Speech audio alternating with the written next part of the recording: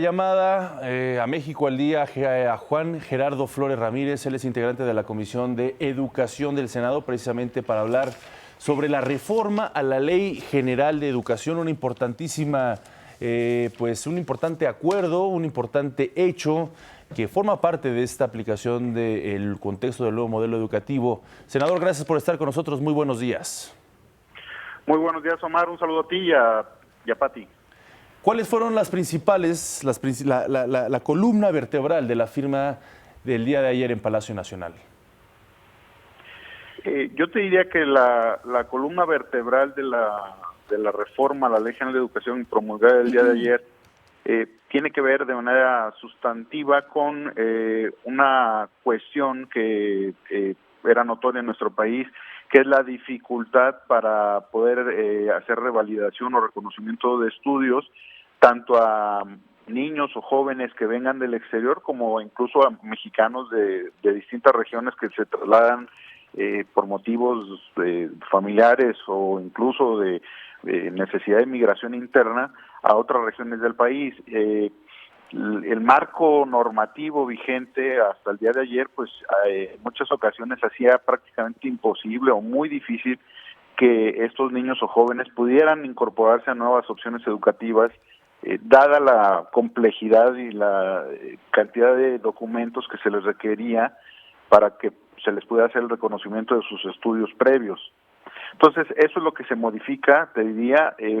para que pues los niños y jóvenes que decidan acudir a algún plantel educativo en nuestro país no enfrenten esos obstáculos, ¿no? Se hizo esta reforma,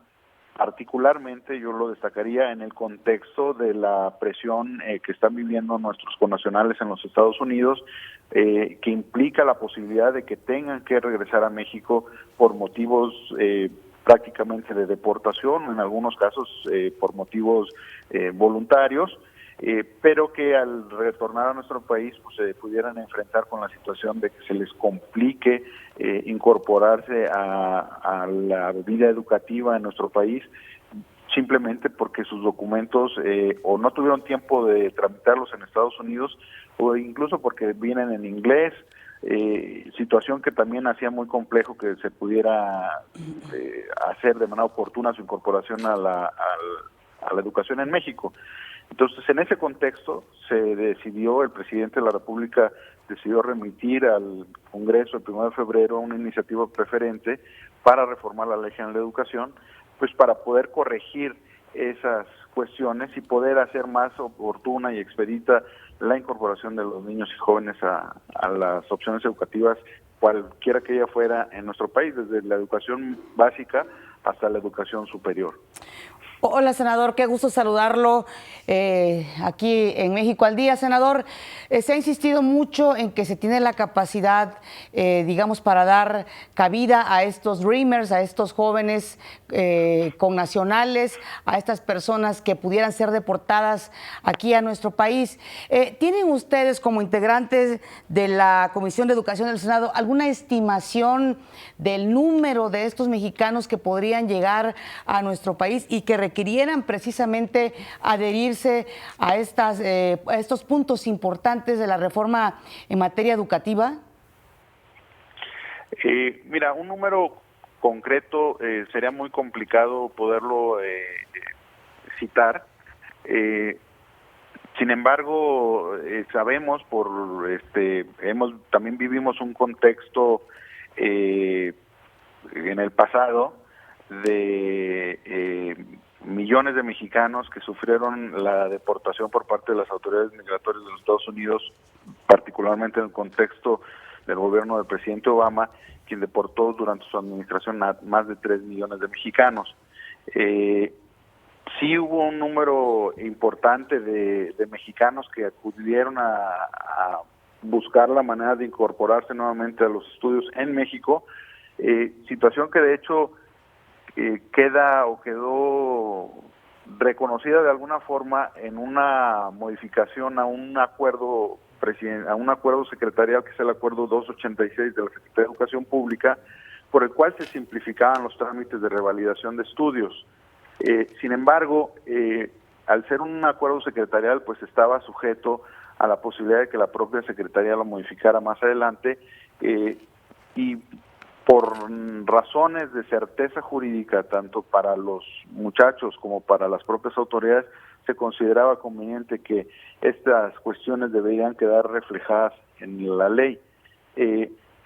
Sabemos de que la amenaza para los mexicanos que viven en Estados Unidos es una amenaza real. Sabemos también por indicaciones y posturas del propio gobierno de los Estados Unidos que, si bien es cierto que ha habido casos de Dreamers que se han visto involucrados en casos o en situaciones de deportación,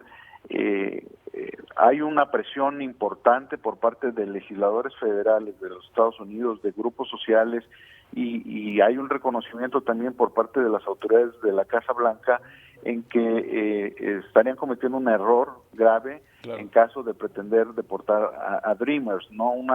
que es un grupo poblacional al que se le había dado la certeza de que podrían permanecer en Estados Unidos. Entonces, yo estoy convencido y soy optimista de que en realidad el número no será un número importante, y que en esa medida la infraestructura educativa de nuestro país sí será capaz de atender a los mexicanos que posiblemente pudieran verse en esa necesidad en nuestro país. Claro, y fíjese que esto que comenta usted es interesante porque en efecto se está preparando el trabajo conjunto de varias instituciones del gobierno y del Estado, como ustedes, el Congreso de la Unión, y precisamente retomo el artículo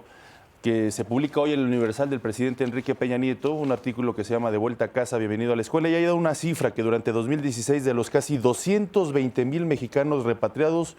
poco más de la mitad eran adultos, y da instrucciones precisas al secretario de Educación Pública de cómo operar precisamente esto que estamos platicando, entre ellas que el Instituto Nacional de la Educación de los Adultos pues se tiene que meter de lleno en esta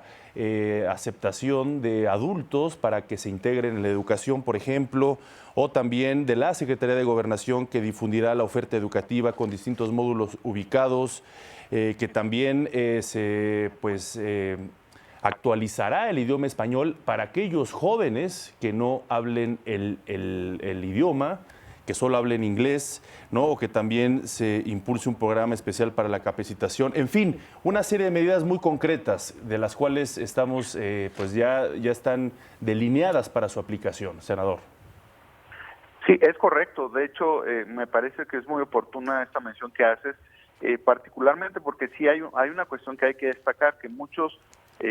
o un grupo importante de los jóvenes que pudieran verse nuevamente en esta situación de verse obligados a regresar a México, sí tienen esa característica en muchos casos de que su dominio del español no es del mismo nivel que el dominio que tienen del inglés, que es una lengua que quizá dominan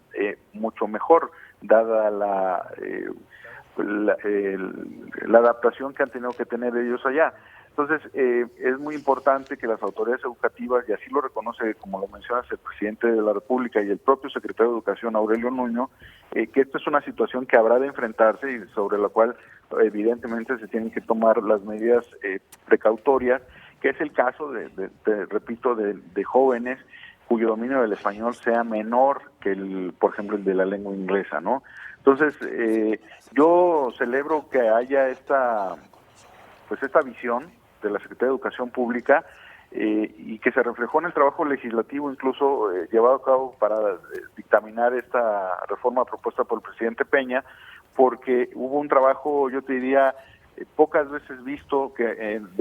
fue de la mano entre el Poder Legislativo y el Poder Ejecutivo, porque no solo se limitó a la presentación de la iniciativa preferente, sino que en el Senado de la República, por ejemplo, llevamos a cabo 4 audiencias públicas en las que participaron funcionarios del gobierno federal, así como académicos, expertos o universidades también, y que nutrieron mucho la propuesta del presidente, que incluso fue modificada, yo te diría, de manera entusiasta por las comisiones dictaminadoras, y con la plena convicción del propio Poder Ejecutivo de que esos cambios que se estaban incorporando eran correctos, ¿no? Entonces, fue un trabajo rápido en el que se tuvo elevada participación y que se ve reflejado en una pronta promulgación de la reforma correspondiente. Muy bien, senador Juan Gerardo Flores Ramírez, integrante de la Comisión de Educación del Senado. Muchas gracias por esta entrevista y muy buenos días. Gracias a ustedes, muy buenos días. Espero haber sido de utilidad para aclarar. Gracias, claro que sí. Hasta luego.